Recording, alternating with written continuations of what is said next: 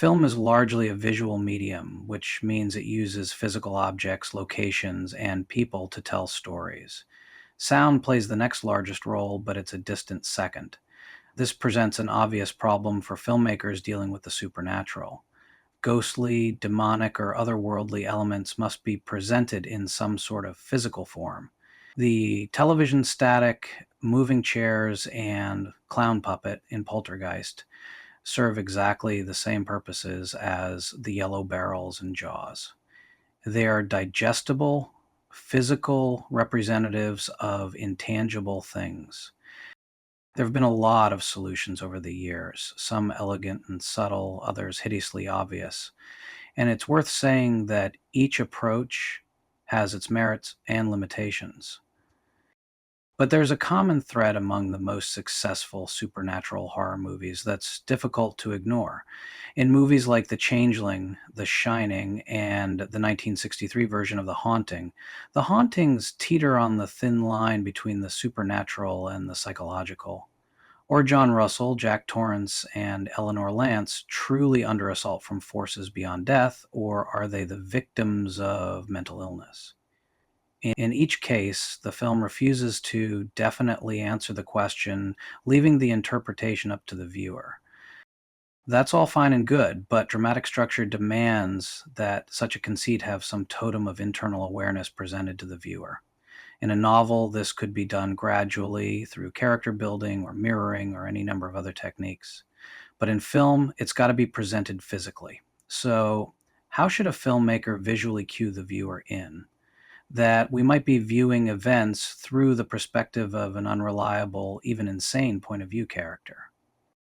Well, there are a number of ways, but by far the most popular is the psychic journey. In a typical setup, this means we get our main character in a vehicle, but occasionally on foot, traveling to a remote destination. This tends to be shot from far above looking down. It's a spiritual angle, for sure, as if we're a being untethered to the world of mortals, and we're gazing down on the main character. But it also portends the idea that we're in the mind of a man or woman who is projecting a very specific version of a story about themselves.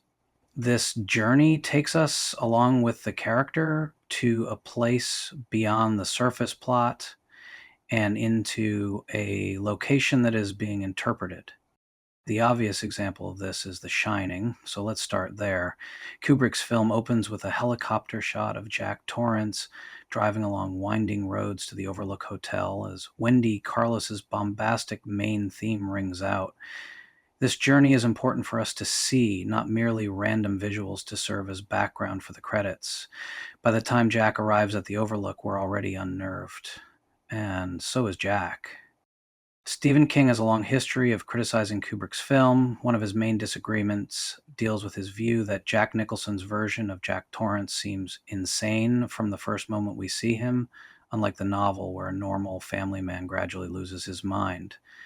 The novel was King's story, and as such, it makes sense that he'd want to see a close adaptation on screen. However, that wasn't Kubrick's goal in the least. Whereas King's novel deals with alcoholism and withdrawal as well as much more literal ghosts, the film has an entirely different subtext. Jack Torrance is a much darker character in the film, a self-obsessed and cynical man with a history of mental, physical, and yes, sexual abuse of his wife and son. Of course, then we can't have Jack Torrance as a normal, well-adjusted family man at the beginning of the movie. He's already a monster, albeit one that is desperately trying to make himself the hero of his own story. That story we hear about him accidentally breaking Danny's arm. Yeah, right. Others have detailed the evidence of abuse in The Shining very well, so I won't rehash them all here. Point is, to start him off as sympathetic would be tantamount to condoning his behavior, and that's a step way too far. In Robert Wise's The Haunting, the psychic journey is even more explicit. After arguing with her brother and his wife about taking the car she shares with them, Eleanor literally and figuratively escapes from the life she detests.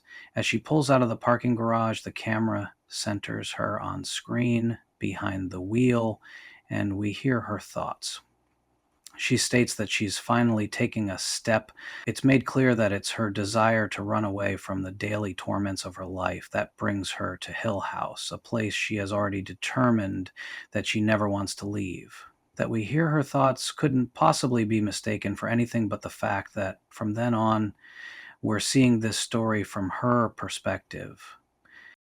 We watch as she drives. There's the overhead shot like in The Shining, but we keep returning to Nell inside the car. She tells us with a smirk that she'd never have expected that she'd take the risk by running away to a haunted house. And then she states bluntly that she's a new person, or at least in a very new mental state. She ponders driving forever, or at least until the wheels are worn down to nothing, before nihilistically suggesting that she's come to the end of the world. The sane world, she really should have said. But my favorite psychic journey scene is also one of the shortest. It's from Peter Medak's The Changeling. The context here is super important.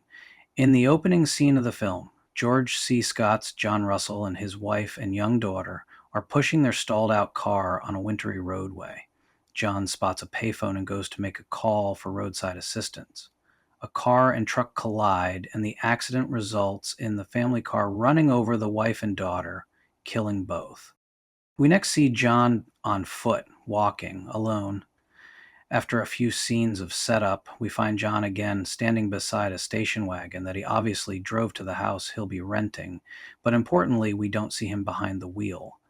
The representative of the historical society that owned the house pulls up. It's an attractive woman who resembles John's dead wife. She tells him to get in and drives him down the long driveway to the house. There's that familiar overhead shot of the car on the road. But wait, he's not alone, isn't he? The clever thing here is that he is, at least from his perspective, being guided by his dead wife to a place where he'll encounter a surrogate for his dead daughter. The loss of his family is what haunts him, not the house. It's subtle and runs less than a minute, but it's an awesome example of just what can be done with the concept. There are plenty of other variations, from Psycho to The Collector, from Session 9 to Evil Dead, blurring the lines between the real and unreal, opening the door between normal and abnormal mental states is the bread and butter of the horror genre. Some will choose to watch movies on only a surface plot level, and that's perfectly fine, but the underlying suggestions still nag at the subconscious. It's inescapable, unless maybe you take a little drive yourself.